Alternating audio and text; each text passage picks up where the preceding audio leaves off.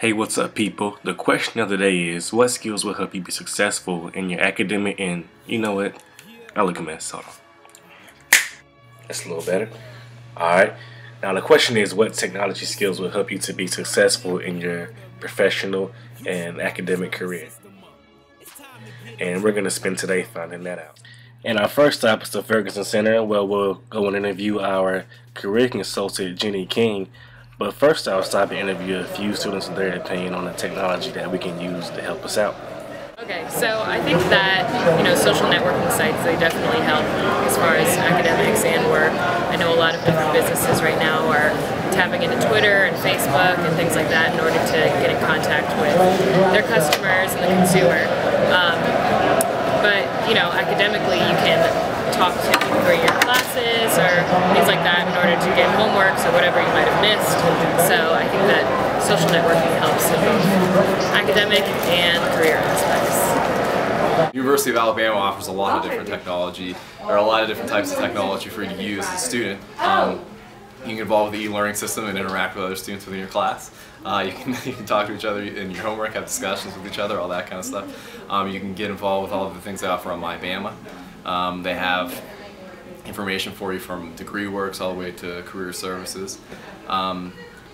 Getting involved with a lot of things in the communication school is something that I know a lot about. Being proficient with everything on the internet is very helpful. Being proficient with camera work, being proficient with being able to use databases, being able to use Microsoft Office, Microsoft Word, all those types of things.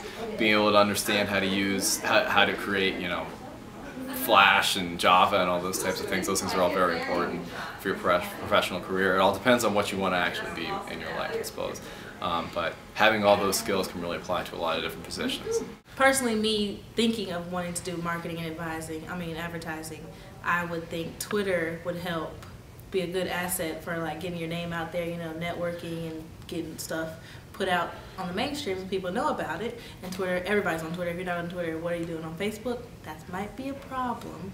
But then also in lower education, like middle school and high school and elementary, I feel like there should be more technology within the classroom to keep the kids engaged and like more, enthusiastic about class, like tablets and iPad and stuff like that. And so that's how I feel technology would improve the education and future profession of mine. Okay, well, you wanted to know what technology skills will help a student be successful academically and professionally. And from the Career Center point of view, I've got at least 5 things that would help you prepare through technology to be successful. The first thing we offer is Crimson Careers, and Crimson Careers is a database that we provide that you upload your resume to, and then once you say that you want an employer to see your resume, thousands of jobs are available to you from employers who want to hire UA grads. They can see your resume, you can search the employers and see what kind of jobs they have available. That's available to you forever once you're a student at the university. The second thing we have is Interview Stream. It's an online resource where you can practice your interviewing skills. You can tell it what questions you want them to ask you, and you sit in front of a camera and it films you. And then you can watch yourself and review yourself and critique yourself after it's over and practice as much as you want.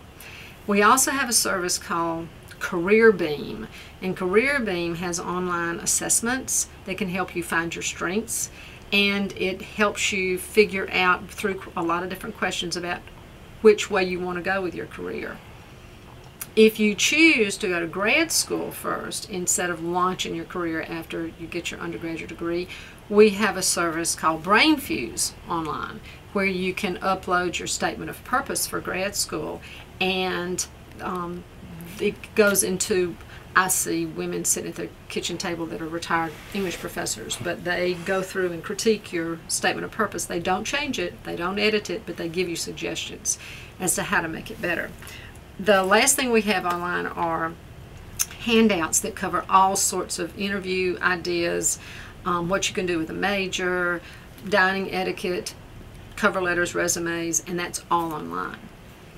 The other side of your question, from what we suggest that a student who is about to embark on a career cover through technology, mainly is being aware of social media.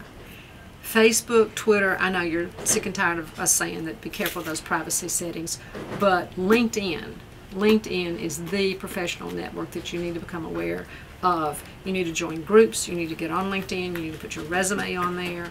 All of those things are and to keep up, stay alert, keep up, connect on LinkedIn, because they have jobs listing, they have suggestions on how to do things.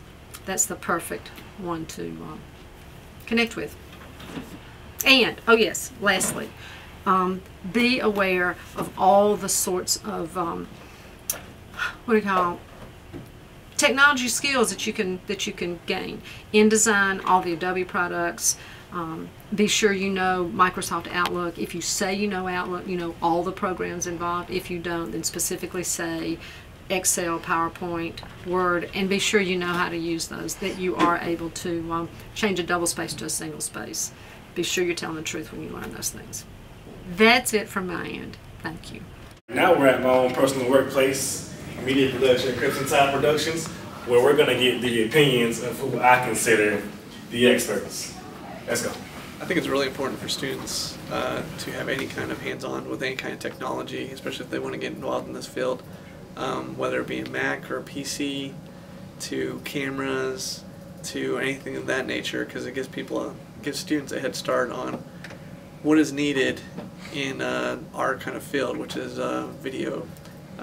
Basically any kind of involvement with shooting or setting up lighting or any of those kind of things is very important for someone that wants to get in this kind of field, and for a student to get a head start on what is needed or what someone in my field would be looking for. The more experience in that would be the better. I think the main skills really that people undervalue in our field a lot of times are the soft skills or the people skills. The technology and the actual, day-to-day nitty-gritty of how to edit, how to open up software, you can learn that on your own. The things that are really valuable are curiosity, a willingness to teach yourself, a way to figure out to work with other people on how to learn new things. And you just got to have that drive and that curiosity. I just saw a quote today, it was like, the future is for the curious, basically. And I think as far as technology and editing and things like this that we're working on, you can learn these on your own through different resources, and the real skills that are valuable that set you apart are ability to work with other people, to work in teams, to communicate clearly, and to work professionally, to represent yourself in a professional way, and then you just work your way up through learning those skills. Well, that's a wrap for today. I learned something. I hope you did. I hope that was good enough to get me an iPad. So, signing out, Courtney Williams.